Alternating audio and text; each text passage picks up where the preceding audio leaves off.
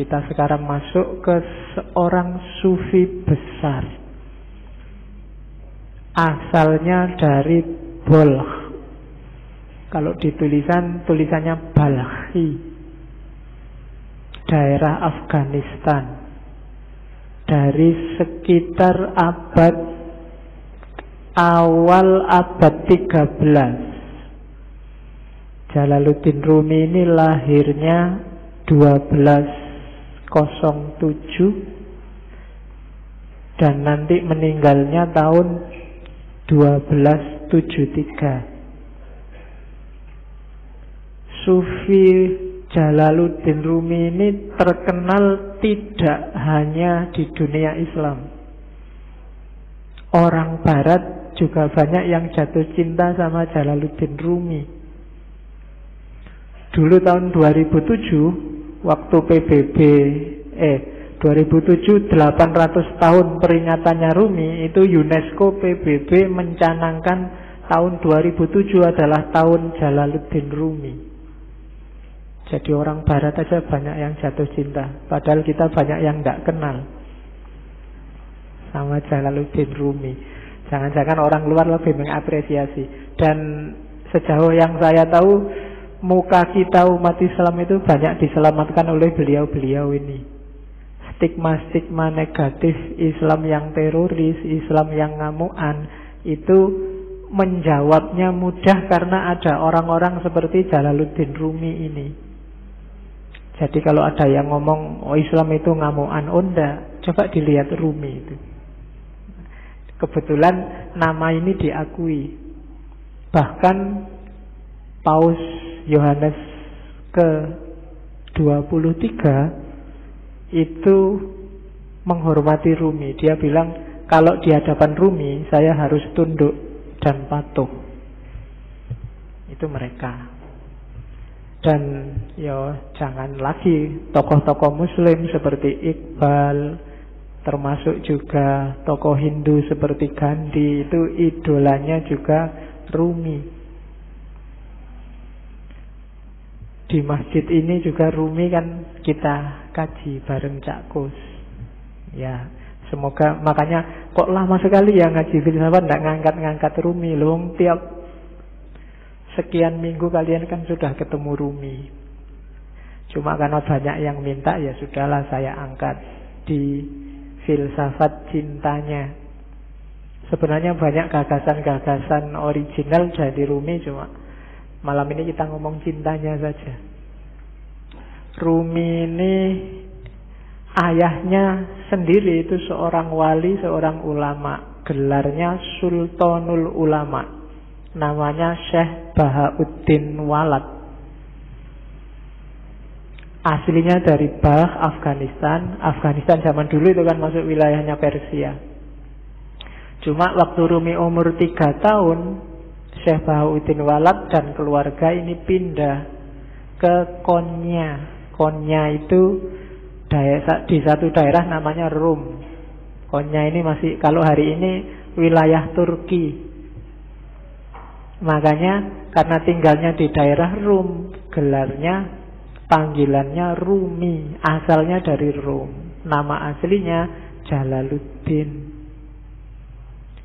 Nanti Jalaluddin Rumi ini sejak kecil sudah pintar. Bahkan begitu masuk ke Konya, beberapa tahun saat dia umur 7-8 tahun, sama ayahnya diajak sowan ke wali besar saat itu, Fariduddin Attor.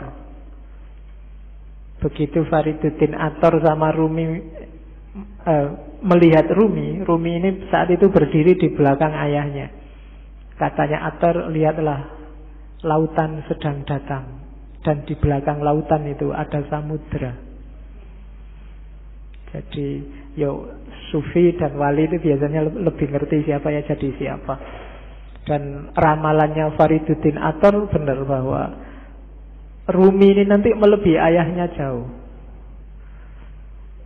Setelah ayahnya meninggal, nanti Rumi lah yang menggantikan ayahnya. Kalau zaman sekarang mungkin di pondoknya santrinya banyak, 4.000-an lebih. Sehingga dikenallah nanti Rumi dengan gelar Maulana. Maulana Rumi, tuan kami, tuannya orang Rum. Itu karena kepinterannya seorang Rumi. Jadi dia profesor pinter zaman itu.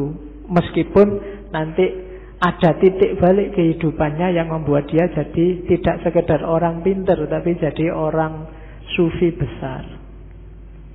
Jadi yang bikin titik balik ini nanti ketika dia bertemu gurunya, namanya Syamsu Tabriz, Syamsuddin At-Tabrizi. Ini sufi misterius yang kemarin waktu kita ngaji Sunan Kalijaga kan, waktu Sunan Kalijaga mau naik haji ke Mekah terus transit di Malaya, di Pulau Upih itu nunggu kapal, bergurulah Sunan Kalijaga pada seorang wali yang namanya Syamsu Tabriz. Kalau di Serat Jawa namanya Syekh Sutabrid. Syekh Sutabrid ini dimungkinkan ya wali pengembara Syamsu Tabriz ini, meskipun ada beberapa kritik termasuk tidak sinkron tahunnya, tapi bisa jadi juga. Nah, itu Rumi jatuh cinta luar biasa sama gurunya. Jadi kalian gak usah heran kalau baca sejarahnya Rumi. Rumi kok sampai segitunya ya sama gurunya. Masa gurunya cowok loh. Ya kan, biasanya sing pikirannya aneh-aneh, cowok seneng cowok berarti. Enggak gitu.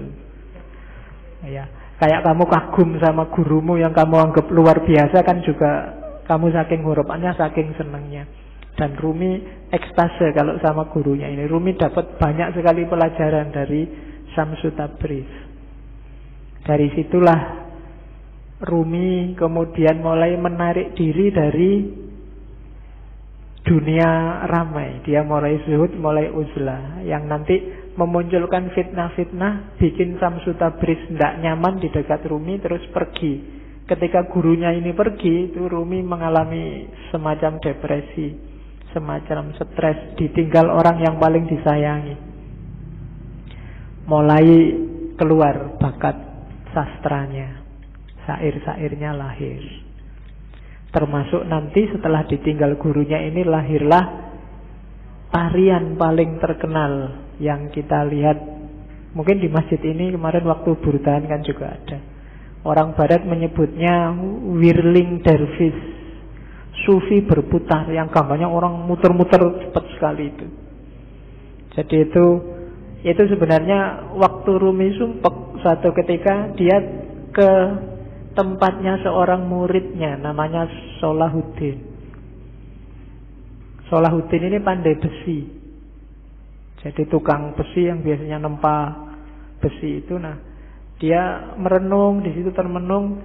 Tiba-tiba dia dengar ketukan besi itu yang teng yang membentuk apalah kalian. Saya tidak tahu di Jogja di mana ya pandai besi. Sekarang enggak, mungkin enggak populer. Tapi dulu ada tukang besi. Nah, lama-lama bunyi ketukan ini di telinganya Rumi kedengaran kayak bunyi wirid, kayak bunyi Allah, Allah, Allah. Terus di setiap ketukannya, dan secara nggak sadar tubuhnya bergerak mengikuti irama ketukan besi itu. Dari situ nanti terus dia berputar.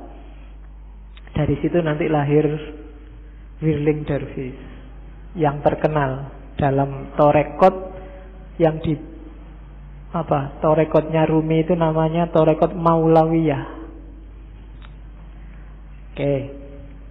Jadi torekot yang dikembangkan sesuai ajaran-ajaran Rumi. Ajaran-ajarannya dirumuskan sama sahabatnya yang namanya Syekh Husamuddin.